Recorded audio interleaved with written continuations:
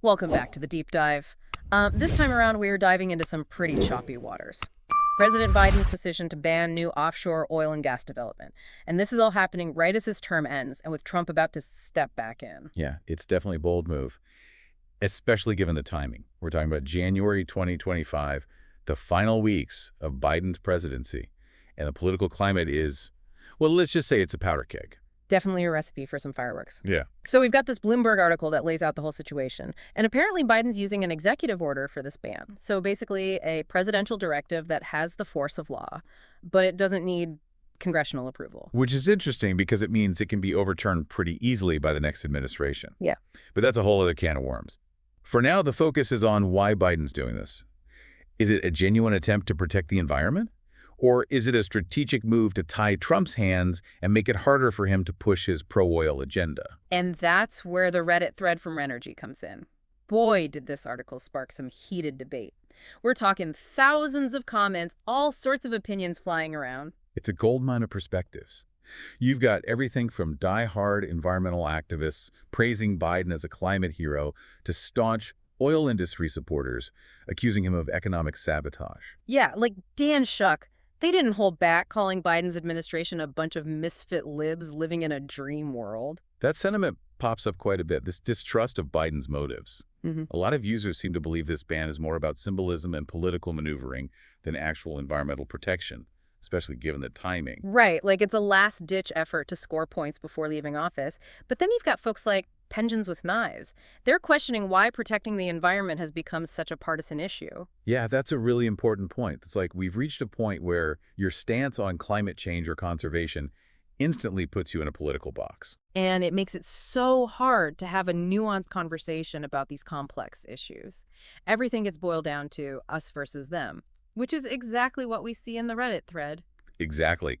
Some users are applauding Biden for taking a stand, even if it's a symbolic one, while others are calling him a hypocrite, especially when you consider his past support for fracking. Ah, yes, fracking. User-based text brought that up. They argued that fracking can be even more damaging to the environment than offshore drilling, which begs the question, is Biden being selective in his environmentalism? That's the accusation being thrown around, that this ban is more about optics than genuine concern for the planet. And then you have users like extra virgin humans who are taking a more holistic view of Biden's environmental record, pointing to things like his expansion of oil drilling in a previous climate bill and the record-breaking fracking numbers under his watch. So it's like, hold on, let's not just focus on this one executive order. Let's look at the bigger picture of Biden's environmental policies. Have they actually been consistent with his rhetoric? Exactly. And that's what makes this deep dive so fascinating. We're forced to look beyond the headlines, to grapple with the nuances, to acknowledge the complexities of these issues. Because there are always trade-offs, right? It's Yeah. rarely black and white. And that's something we need to keep in mind as we delve further into this executive order. What does it actually do? What areas are being targeted? And what are the potential consequences? All right, so we've got the lay of the land, Biden's executive order, the Reddit firestorm Trump waiting in the wings, and the Supreme Court looming in the background. It's a lot to unpack. It really is. But let's try to narrow our focus a bit. Let's break down what this executive order actually does Yeah. and what it doesn't do. We've mentioned that it targets specific areas, but which ones and why those particular zones? Yeah, the Bloomberg article talks about the U.S. Outer Continental Shelf, which sounds pretty massive. Yeah. Where are the lines being drawn here? And what makes those areas so special that they need protection? So the Outer Continental Shelf is basically the underwater landmass that extends beyond a country's coastline. It's where a lot of the offshore oil and gas exploration and drilling happens. Oh, Biden's not banning all offshore drilling, just in certain spots. Exactly. It's a targeted approach. The executive order likely zeroes in on areas that are considered environmentally sensitive. Think regions with delicate ecosystems, important marine habitats, areas crucial for biodiversity, places where drilling could have a significant impact. Okay, that makes sense. It aligns with the whole environmental protection narrative we've been discussing. But wouldn't limiting drilling in those specific zones also have economic consequences? Absolutely. There's And- no getting around that. Yeah. And that's where the debate gets really heated. The Bloomberg article doesn't go into too much detail, Yeah. but we can speculate about some potential ripple effects. Let's do that. We touched on gas prices earlier, but some users are also bringing up energy independence. How could this ban affect the U.S.'s reliance on foreign oil? Well, it's a complex issue. On one hand, if you limit domestic oil production, it could increase reliance on imports, at least in theory. And that's what some users, like Hungriest Honor, are worried about. They're concerned that the U.S. will become more vulnerable to fluctuations in the global energy market. Which is a valid concern, especially with all the global instability we're seeing these days.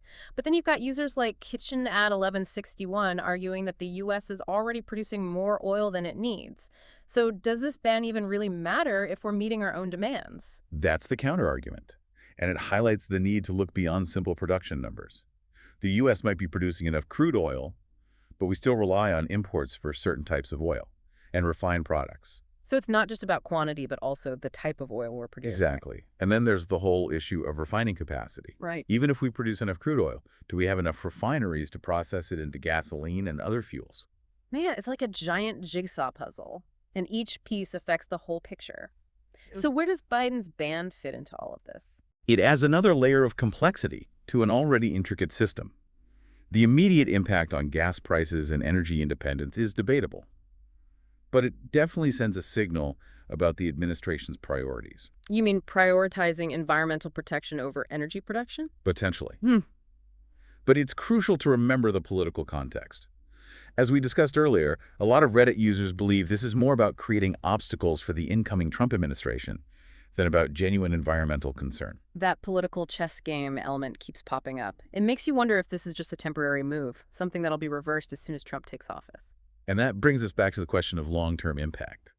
Even if the ban is short-lived, could it have ripple effects beyond Biden's presidency? You mean like set a precedent or influence future policy decisions? Exactly. Could it spark a broader conversation about the balance between energy production and environmental protection?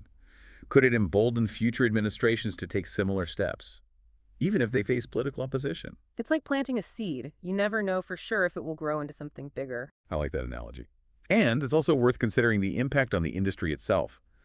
Could this ban, even if temporary, influence investment decisions in the oil and gas sector? Could it accelerate the transition towards renewable energy sources? So many possibilities. It's like this one executive order has the potential to set off a chain reaction with unforeseen consequences down the line. It's the nature of complex systems. One seemingly small action can trigger a cascade of effects. It's impossible to predict the ultimate outcome, but we can analyze the potential pathways. And that analysis often leads us to the legal arena. We've touched upon the Supreme Court's role.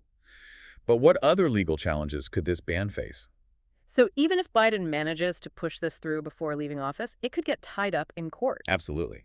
And the outcome of those legal battles would hinge on a lot of factors. Yeah. The strength of the legal arguments, the political climate, and of course the composition of the courts. It feels like this whole situation is shrouded in uncertainty, potential roadblocks and unexpected twists at every turn. It's enough to make your head spin. But that's what we do here, right? We untangle these complicated issues, we explore the different scenarios, and we help you, the listener, develop a more informed understanding of what's at stake. It's about empowering you to navigate this confusing landscape. Because at the end of the day, you're the one who needs to decide where you stand on these issues. You're the one who needs to hold your elected officials accountable. You have a voice and a vote. And that's incredibly powerful. But it also comes with responsibility, the responsibility to stay informed, to engage in thoughtful discussions, and to advocate for the future you want to see. And that brings us to the heart of this deep dive. What does all of this mean for you, the listener? How can you take all of this information and turn it into meaningful action? That's the question we'll explore in the final part of our deep dive. We'll move beyond analysis and get into the practical implications of this executive order, both for you personally and for the future of U.S. energy policy. So we've spent a good chunk of time talking about this executive order, haven't we? The Reddit reactions, the legal battles that might be brewing, the whole economic and environmental impact. It's been quite a journey. But let's shift gears a bit. What can you, the listener, actually take away from all of this? That's the million-dollar question, isn't it? Yeah. We've thrown a lot of information at you, but it's only useful if you can actually, do something with it. So let's try to break this down, distill this complex issue into some key takeaways. Yeah, good idea. First off, it seems like this executive order, while symbolically important, might not have that immediate, earth-shattering impact that some are predicting. Right, exactly. It's not a complete shutdown of offshore oil and gas production. It's more targeted, specific areas for new drilling. The existing operations can continue, and there are still vast areas open for exploration and development. So it's more about setting a direction Kind of like a tone for how the Biden administration views this balance between energy production and environmental protection? Yeah, you could say that it's a signal, a way of saying, hey, we're taking environmental concerns seriously, even if it's, largely symbolic given the likelihood of reversal. And that's what makes this whole thing so fascinating, right? The political maneuvering, the potential legal challenges, the economic uncertainties. How do we as individuals navigate this constantly shifting landscape? Well, it starts with understanding the bigger picture. This isn't just about one executive order, one president, or even one political party. It's about a fundamental change, how we think about energy, the choices we make as a society. You mean like moving away from fossil fuels and embracing renewables? That's definitely a big part of it. But it's also about realizing that there are no easy answers, no quick fixes. It's about carefully weighing the costs and benefits, considering the needs of everyone, not just ourselves. So what can we as individuals actually do? It's easy to feel overwhelmed, right? Like our actions don't really matter. I get that. But trust me, every action, no matter how small, creates a ripple effect. It starts with staying informed, learning about energy policy, understanding the impact of different choices. So reading articles, listening to podcasts like this one, having conversations, it's about becoming more, what do you call it, energy literate. Exactly. And once you've got that knowledge, you can start making more informed decisions in your own life. Your energy consumption, the products you buy, the companies you support, all of it matters. You mean like using less plastic, supporting sustainable businesses, buying energy-efficient appliances? Those everyday choices can actually make a difference. Absolutely. They send a message to the market, to policymakers, to everyone, that people care about this.